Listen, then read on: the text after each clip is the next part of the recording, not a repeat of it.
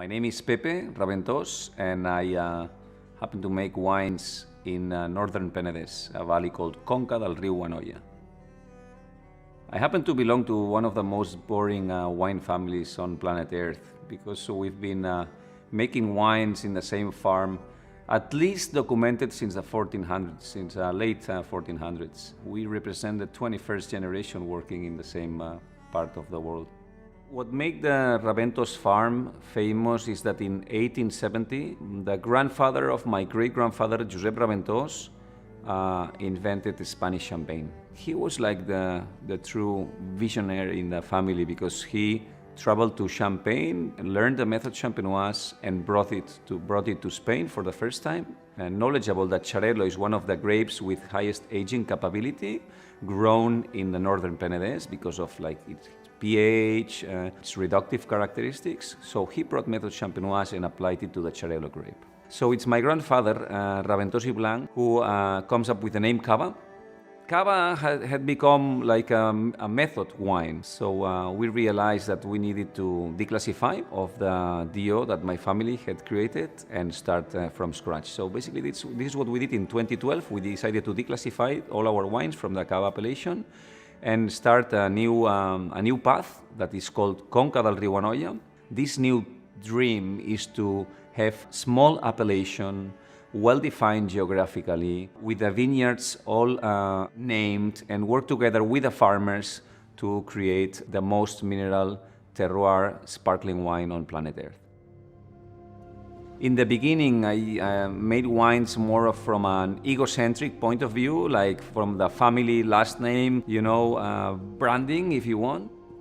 After making wines in France and Germany, especially after 2004 harvest internship at Domaine Didier Daguenot, and with this idea of silex, I think the approach changed dramatically, and I became obsessed with understanding geology and with this idea to make the most mineral sparkling wine possible.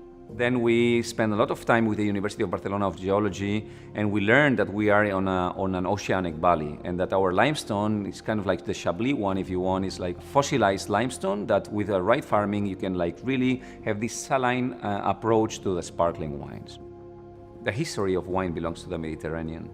A vine is like an olive tree, It naturally belongs to our type of climate, especially if you want to make minimal intervention farming. It's in the Mediterranean with our dry behavior, our dry climate, that we can apply this minimal intervention and have still healthy grapes and arrive to full ripening harvest without having to treat too much with copper, with sulfur, or with other heavy elements. I think if today Raventos Blanc is interest of the wine lovers, people that we have wine in our veins, is because of the farming that we are applying. This idea of man, animal, and plant living together in a closed ecosystem, putting maximum respect to origin and to nature, promoting biodiversity towards resistant plants that we have to treat minimal as human beings, to have a live soil, to recuperate old traditions like animal traction. This is something that we are extremely passionate about. All the vineyards on the slope, we are plowing with animals. When people say, Pepe, why are you plowing with horses? No, aren't you going against where the world is going? When my father was little, 8 horses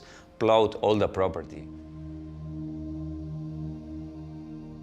Can Sumoy is the perfect example of our responsibility to recuperate 80-year-old vineyards on top of the hills, and our capacity to make wines on the most pure way. It's 600 meters altitude, so that's 1,500 feet above sea level. We can see the island of Mallorca at the sunrise. It's an abandoned real vineyard that was about to be covered by the forest, and it's our responsibility to put that farm back to life. But not only this, but making wines like the grandparents were making the wines, really thinking if they have to plow or not. But when we talk to the old farmers in the valleys, they're like, this is the way we've been farming for hundreds of years. I think working with Skurnik for us has been a game changer, because when I first arrived to New York, I thought that to sell our wines in America, we need to put the labels in English. And working the streets with salespeople and with the back of 6 bottles on the subways of the city, I learned that the wines really need to be for real. So it's not about putting the labels in English or, like what's in the bottle has to really be from the place in the more authentic possible way.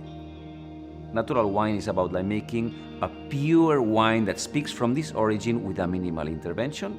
My job is to, to take care of that system and to make the most authentic possible wine, a wine that speaks from that place, with the minimal intervention from the outside.